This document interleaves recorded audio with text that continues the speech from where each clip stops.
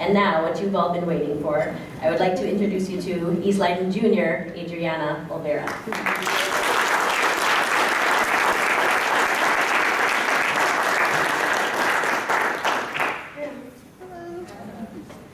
I'm nervous, so. Okay.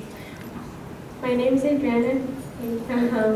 One of the goals of AP is to help students to learn how college would be. What many of us in AP don't understand is that in order to learn, we first have to know nothing. As students, we get frustrated every time we don't get good grades, every time we go to class and we can't learn the lesson, every time we don't understand the material. And we often think we're the only ones in this situation.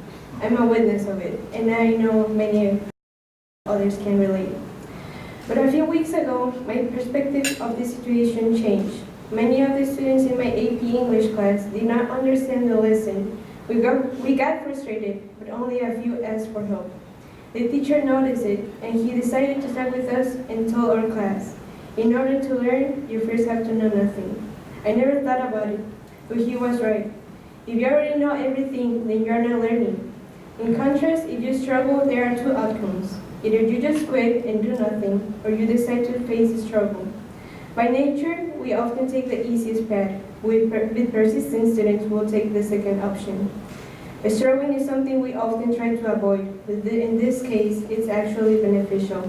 When you struggle, you're forced to put in practice your learning and studying skills, such as reaching classmates, teachers for help, using the school's services, identifying useful sources, taking notes, managing time, evaluating choices, and many others.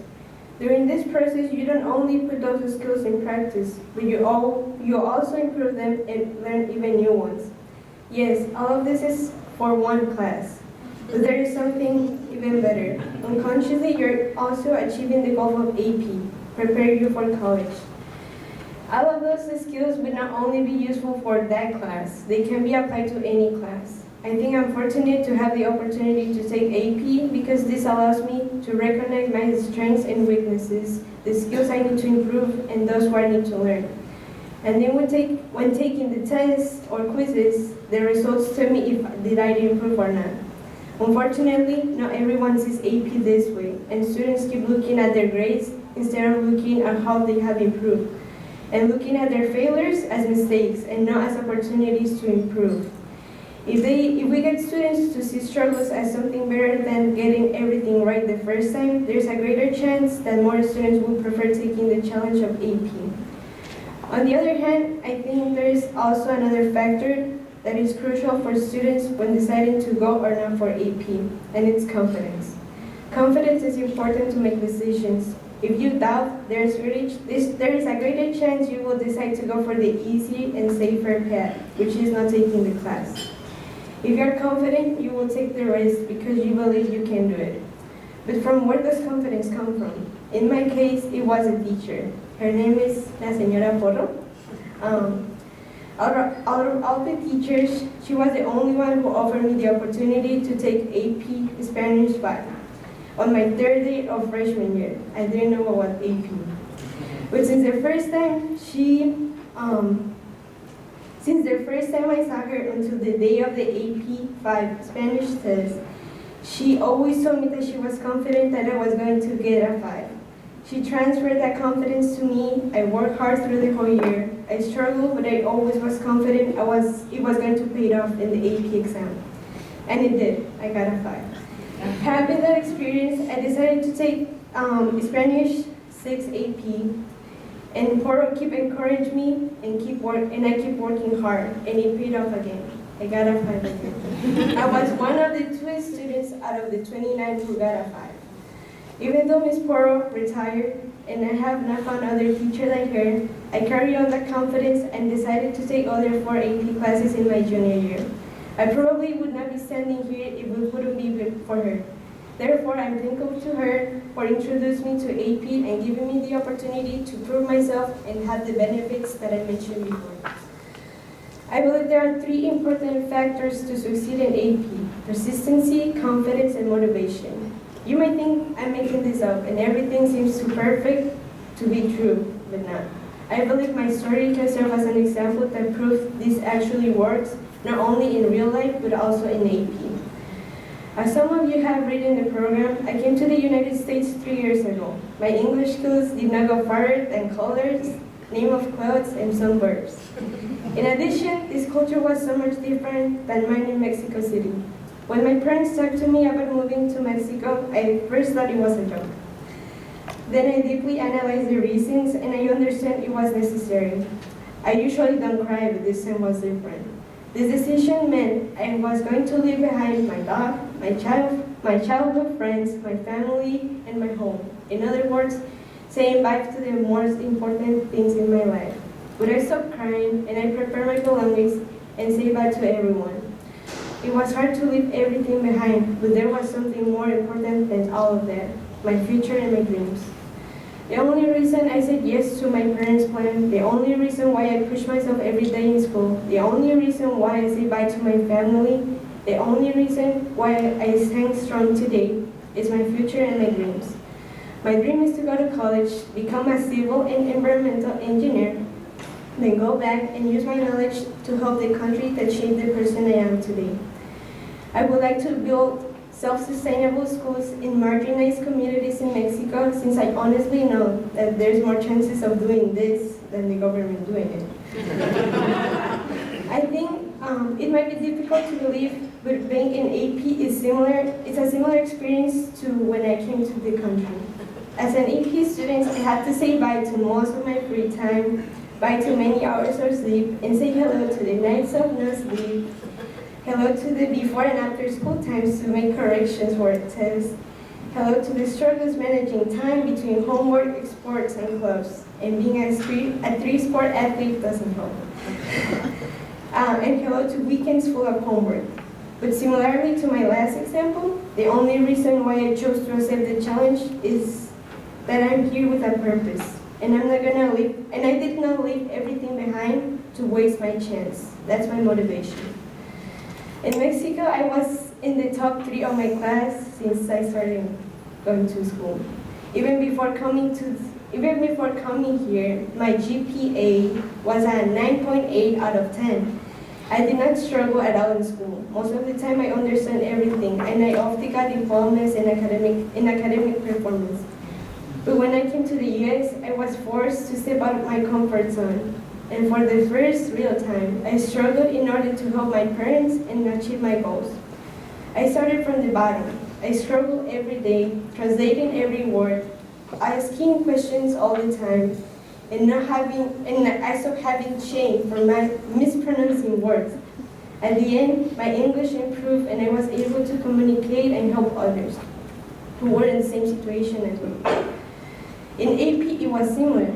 I admit I was scared of taking harder AP classes because it could lead me to have a lower GPA, but still I decided to take them, since I strongly believe that in order to get different results, you can't keep doing the same. I step out of the comfort zone, and I have struggled a lot, but as I said, the struggle is good. I have improved in other ways, such as time management, note-taking, studying skills, decision-making, and even though I learned those skills for one specific class, I'm able to apply it in all my classes. I know I still have to work to do, but now I don't get as frustrated as in the beginning, since I no longer see a struggle as something bad, but as an opportunity to improve on something, which later would benefit me. As I said before, if we get more students to have this mindset, I'm confident that many more students will choose to take AP and decide to keep working hard instead of quitting the class. Many students think that AP classes are only for those in honors classes, but I don't agree with this idea. I believe AP classes should be taken by students who are persistent, and that these students can be found at any level. I'm not saying AP is going to be easier for them, but I'm confident that they will work hard to try to handle the class, and that's the point. There are honors students who are not willing to step out of their comfort zone and prefer to do nothing and fail the class. It's early in the year, but I have seen a lot of students doing it. Okay. On the other hand, there are students in regular and sheltered classes who are persistent and are willing to struggle in order to improve. Yet most of the time, honor students are the ones who get recommended. My high school record can be used as an example. I began in sheltered classes, all sheltered. Then I went to regular, then I went to honors, and finally got into AP in only 2 years. Just because I kept trying and I knew I could do it. Students should not listen to others who doubt of their abilities. I know students, friends, and relatives who were influenced by someone else and decided to not take AP. In my opinion, they are capable if they are willing to work through the struggle. Would you ever imagine a former ESL student in sheltered classes could be taking AP English 3, AP US History, AP Art, and AP Statistics? I want to tell my fellow students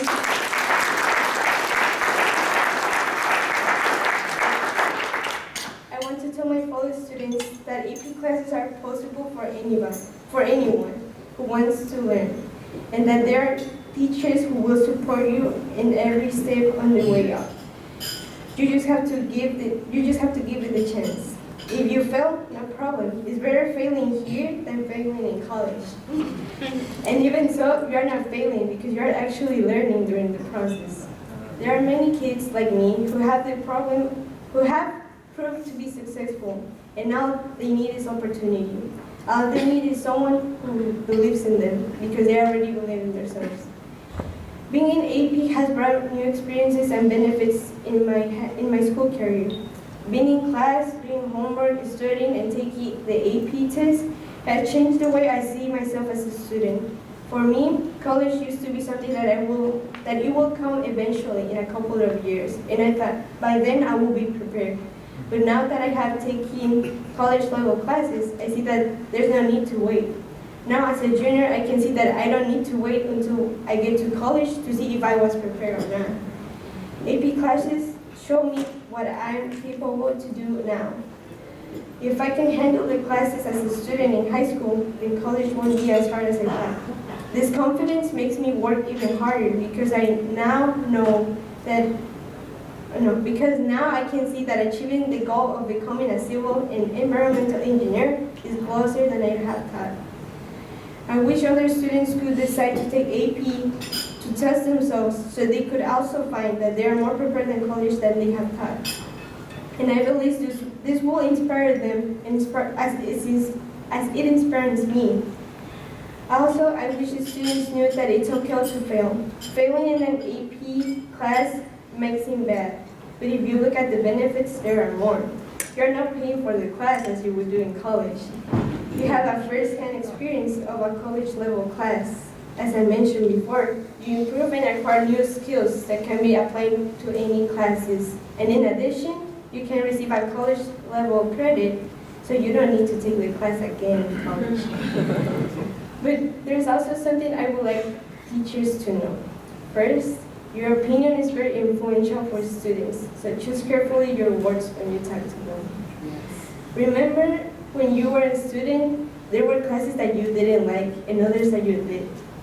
That there were kids in sports who had a job, and it was hard to balance homework. Friends and family sometimes were more important. Also, that some of us, we don't have the same background. So try to understand us, and I'm sure your students will appreciate it. And finally, number 3, just think about this phrase. If a child can learn the way we teach, maybe we should teach the way they learn. In order to learn,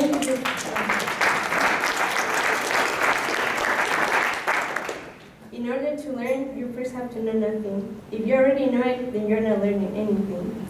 I have learned so much from maximizing my time and experience in rigorous courses, from failing and messing up, from putting all my effort into my studies. If a student from another country who is still learning the language can succeed in AP, then many students who were born here and have everything here can do even more.